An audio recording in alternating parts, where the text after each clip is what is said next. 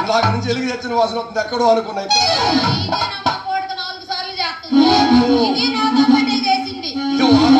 చేసింది పూటకి 2 సార్లు చేస్తా. అదే కదా వచ్చినా కూడా చేసా చెరువులో పోయి పక్కన సముద్రం మునగపోయావా దరిద్రం పోయేది. 2 కిలోమీటర్ల దూరం అన్నారు పోలాడి కాళ్ళు నొప్పులు. అమ్మాయి అమ్మాయి నెల తప్పడానికి నీళ్లు పోసుకోవడానికి సంబంధం ఏందమ్మా? నెల తప్పడానికి నీళ్లు పోసుకోవడానికి సంబంధం ఏంటి? ఓహో నీకెట్ట చెప్పినా అర్థం కాదా అమ్మాయి? నీకు అసలుకి ఇంతకి ఎంతమంది పిల్లలు అమ్మాయి?